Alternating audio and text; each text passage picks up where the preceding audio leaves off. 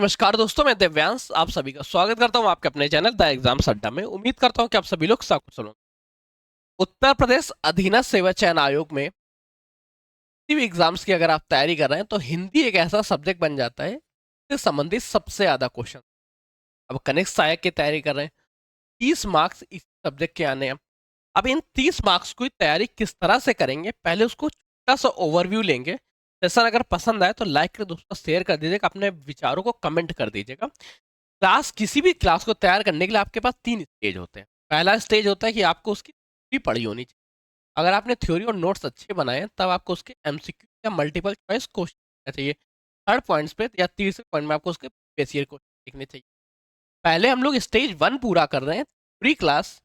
अगर आप किसी भी कनिष्ठ सहायक की तैयारी कर रहे हैं, 5512 की तैयारी कर रहे हैं या 1200 जो हाल ही में पद आए हैं, 2007 या 2008 पद आए, सॉरी 2002 पद थे, ठीक है। अगर आप उस पद की तैयारी कर रहे हैं तो दोनों में ये थ्योरी क्लास तो इंपॉर्टेंट रहेगी रहेगी।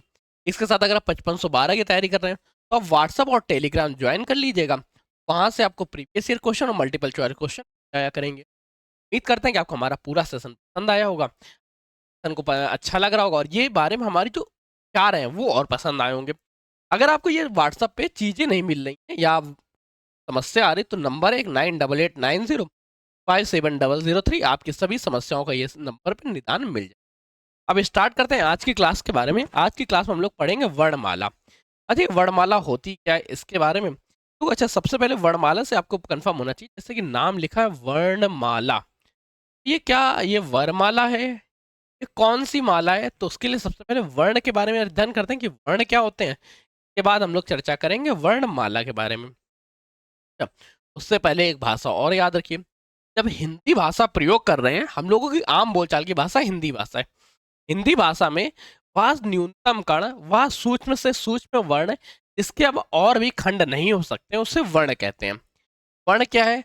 भाषा की वह छोटी से छोटी इकाई, वह न्यूनतम इकाई, या वह छोटी से छोटी इकाई, वह न्यूनतम इकाई, वह या वह छोटी से छोटी इकाई इसके और भी खंड ना हो सके उसे वर्ण कहते हैं।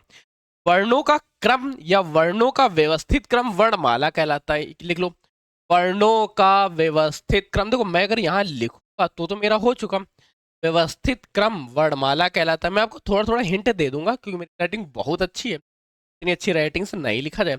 वर्ण क्या है? वह न्यूनतम कण या वह छोटी से छोटी इकाई। इस तरह से नहीं, आज स्टार्टिंग करनी तो स्टार्टिंग आज कर लो। भाषा की वह छोटी से छोटी इकाई जिसके और खंड ना हो सके वर्ण कहलाता है, या भाषा की न्यूनतम इकाई जिसके और अधिक खंड ना हो सके उसे वर्ण कहते हैं। वर्ण क्या है? वर्ण गुणों का जो व्यवस्थित क्रम है वो वर्णमाला कहलाता है। और अगर आपसे क्वेश्चन दो दो दो तरह से पूछेगा, अगर आपसे पूछ ले वर्णों का सार्थक क्रम क्या कहलाता है, वर्णों का सार्थक क्रम, वर्णों का सार्थक क्रम, वर्णों का सार्थक क्रम, वर्णों का सार्थक क्रम शब्द कहलाता है। देखो, 2 लाइनें याद रखो। वर्ण क्या है? भाषा की वह न्यूनतम इकाई या भाषा की वह छोटी छोटी इकाई जिसके और भी खंड ना हो सके उसे वर्ण कहलाते हैं। वर्णों के बाद क्या? वर्णों का व्यवस्थित क्रम क्या कहलाएगा? वर्णों का व्यवस्थित क्रम, ध्यान रखो, वर्णों का व्यवस्थित क्रम। जब कभी व्यवस्थित क्रम के बारे में चर्चा कर ले तो व्यवस्थित क्रम का मतलब क्या है? जैसे एक पूरा पूरा क्रम बना है, छोटा आ बड़ा आ, छोटी ई बड़ी ई, छोटा ऊ बड़ा ऊ, रे रे सी, ठीक है, ये जो व्यवस्थित क्रम है इसको तो हम लोग वर्णमाला कहते हैं। परंतु वर्णों का जो सार्थक क्रम है क्या है? वर्णों का सार्थक क्रम, वर्णों का सार्थक क्रम, जब जहां भी सार्थक शब्द लग गया, सार्थक शब्द, सार्थक क्रम, सार्थक का मतलब क्या हुआ? कोई ना कोई अर्थ होना चाहिए। जैसे अब इन शब्द को आ ई, कोई अर्थ नहीं निकलेगा, केवल ये क्रम है, याद रख सकते हैं परंतु इसका अर्थ नहीं है। अर्थ क्या निकलेगा? जैसे आपको अर्थ निकला कमल, कमल किसी का नाम, ये जो अर्थ निकला इसे क्या बोलेंगे? इससे हम लोग बोलेंगे शब्द। दोनों पॉइंट्स याद रखिएगा। भाषा की सबसे छोटी इकाई क्या है? भाषा की सबसे छोटी इकाई वर्ण है।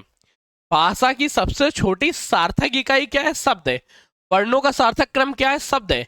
वर्णों का व्यवस्थित क्रम क्या है? वर्णमाला है। और याद रखो, भाषा की सबसे छोटी इकाई, ध्यान रखो, भाषा की सबसे छोटी इकाई, लिखना स्टार्ट कर दो, पॉइंट्स अच्छे हैं। भाषा की सबसे छोटी इकाई वर्ण, भाषा की सबसे छोटी सार्थक इकाई क्या कहलाएगी? शब्द। भाषा की सबसे छोटी लिखित इकाई वर्ण, भाषा की सबसे छोटी मौखिक इकाई क्या है, ध्वनि कहलाएगी। ठीक, तो ये पॉइंट्स याद रखो वर्णों के बारे में, शब्दों के बारे में। अब हम लोग थोड़ा सा आगे देखते हैं, वर्ण क्या है। हिंदी भाषा में वर्ण दो इस तरह से भी आपको हमारे कंटेंट मिला करेंगे, ये कंटेंट इस तरह से होते, ध्यान रखो। हिंदी भाषा में वर्ण उस ध्वनि को कहते हैं जिसके भाग या टुकड़े ना किए जा सके, या भाषा की वह न्यूनतम इकाई जिसके और खंड ना किए जा सके, उसे वर्ण कहते हैं। मैं थोड़ा सा हट जाता हूँ ताकि आप लोग स्क्रीनशॉट लेके लिख सके। भाषा की सबसे छोटी इकाई वर्ण कहलाती है, भाषा की सबसे छोटी इकाई को ही वर्ण कहते हैं। वर्णमाला क्या है, वर्णों का व्यवस्थित क्रम या वर्णों का व्यवस्थित समूह क्या कहलाता है, वर्णमाला कहलाता है। वर्णमाला की बात क्या है, हिंदी वर्णमाला में अक्षरों की संख्या के बारे में देखो। वर्णमाला में अक्षरों की संख्या को लेकर समय समय पर मतभेद उत्पन्न रहा है।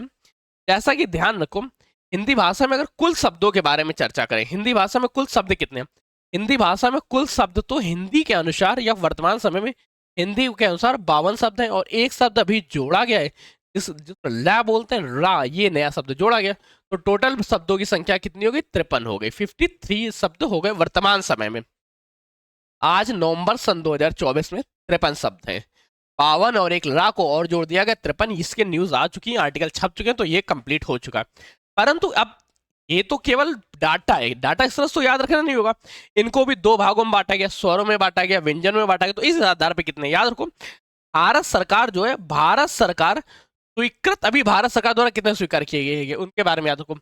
भारत सरकार द्वारा मानक हिंदी वर्णमाला में स्वरों की संख्या 11 है। 11 स्वर और 11 स्वर निर्धारित किए गए। और वहीं पे अगर भारत सरकार को हटा दे, भारत सरकार को पारंपरिक हिंदी के बारे में चर्चा कर ले, आपसे ये क्वेश्चन बहुत पूछा जाएगा, पारंपरिक हिंदी में कितने स्वर है, पारंपरिक हिंदी में कितने स्वर है। पारंपरिक हिंदी में 13 स्वरों की उत्पत्ति की गई। अब एक 11 और 13 का क्या प्रॉब्लम है वो ध्यान रखो। ये 11 शब्दों में छोटा बड़ा आ, छोटी बड़ी, छोटा ऊ, बड़ा ऊ, र, रसी, ए ओ आते हैं। परंतु जब ये 13 पढ़ते हैं, 13 में अंग और आह अभी जोड़ दिया जाता है। अंग और आह को करंट टाइम में अयोग वाह की श्रेणी में डाल दिया गया। तो ये पॉइंट्स और याद रखिएगा। इसके बाद हम लोग आगे की क्लास को बूस्ट करते हैं, देखते हैं अगले क्लास क्या है। आगे क्लास में देख लो किस तरह से है। हिंदी वर्णमाला में कुछ 52 वर्ण है, 52 वर्ण के बाद एक वर्ण को और जोड़ दीजिएगा जिसको रा कहते हैं, ये अभी आए हैं।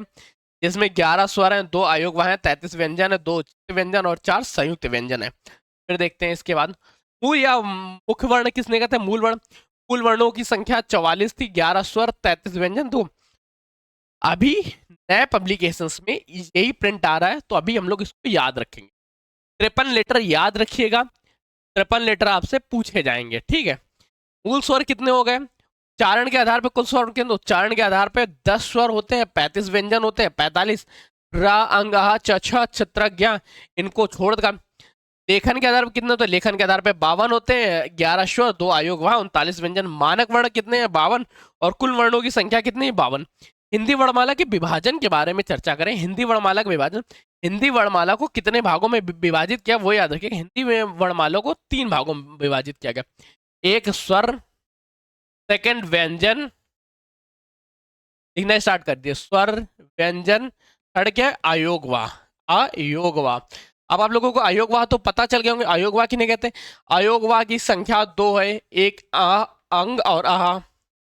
व्यंजन स्वर के बारे में चर्चा करें। स्वर की संख्या भारत के मानक या मानकी भारत सरकार द्वारा मानक हिंदी वर्णमाला में 11 स्वरों की संख्या है, परंतु पारंपरिक हिंदी में 13 स्वर थे। व्यंजन की संख्या 33 हो गई, ठीक है। अब स्वरों के बारे में ध्यान रखो। स्वर क्या होते हैं, स्वर वे शब्द हैं जिनके उच्चारण में किसी और भी वर्ण की सहायता नहीं लेने से पड़ती है। स्वर स्वतंत्र होते हैं और ये बिना किसी वर्ण की सहायता के उच्चारित होते हैं। स्वरों की संख्या 11 है। 11 कौन कौन से स्वर हैं उनको भी लिख लीजिए। छोटा आ, बड़ा आ, छोटी ई, बड़ी ई, छोटा ऊ, बड़ा ऊ। बहुत अच्छी राइटिंग है ना मेरी। छोटा ऊ, बड़ा ऊ, र, ए ओ और औ। मात्रा याद रखिए, आ की कोई मात्रा नहीं होती, बड़ा की मात्रा तो कंफर्म ही होगी। छोटी ई की भी आपको पता होगी, बड़ी ई की भी पता होगी, छोटा ऊ की भी आपको पता होगी, बड़ा ऊ की भी पता होगी, रे की भी पता होगी। ए कैसे लिखते हैं, ए की मात्रा किसे होती है, औ की मात्रा किसे बोलते हैं, और औ की मात्रा होती है, ठीक है। याद रखो, वर्णमाला में स्वरों की संख्या तो 11 है, परंतु स्वरों की मात्राओं या मात्राओं के बारे में पूछ ले तो मात्राओं की संख्या 10 है। हिंदी वर्णमाला में स्वरों की संख्या 11 परंतु मात्राओं की संख्या कितनी है? 10 हो जाती है। देख लेते हैं, हिंदी वर्णमाला में वर्णों को हिंदी व्याकरण के अनुसार 3 भागों में बांटा गया। 3 भाग कौन कौन से हैं? एक स्वर, व्यंजन तथा अयोगवा। स्वर हो गया, व्यंजन हो गया, अयोगवा हो गया।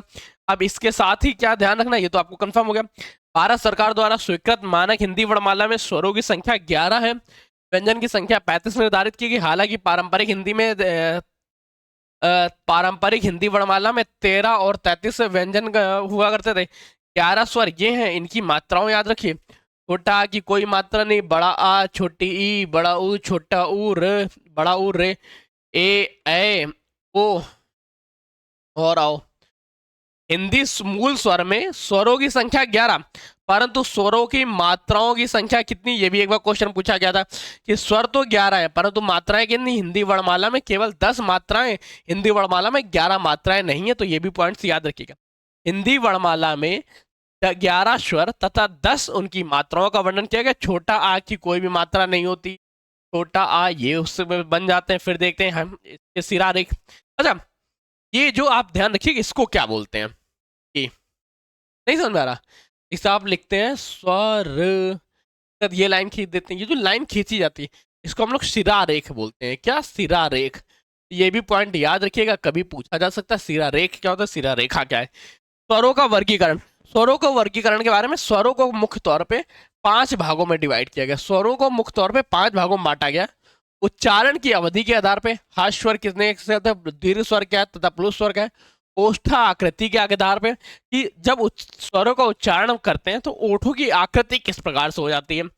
दिव्या की क्रियाशीलता के आधार पे, जीभ का आगला भाग काम कर रहा होता है, मध्य भाग काम करता है या पिछला भाग कार्य करता है, इस आधार पर स्वरों को विभाजित किया गया। स्वरों को विभाजित करते समय मुख की आकृति किस प्रकार से, आधा मुंह खुला है, पूरा मुंह खुला है, आधा मुंह बंद है या पूरा मुंह बंद है, इस आधार पे।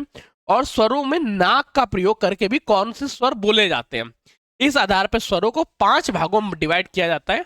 कल की क्लास में हम लोग चर्चा करेंगे इन स्वरों के वर्गीकरण के बारे में, स्वरों का उच्चारण स्थान, स्वरों का वर्गीकरण। साथ में चर्चा करेंगे स्वरों का उच्चारण स्थान, स्वरों का उच्चारण स्थान कहाँ से है, और ये उच्चारण स्थान से क्वेश्चंस पूछे जाते हैं, इसलिए इनको जरूर याद रखिएगा, ये अत्यंत महत्वपूर्ण होते हैं। चलिए, तो आज के सेशन को यहीं रख रहे हैं। उम्मीद करते हैं कि आपको हमारा सेशन पसंद आया होगा।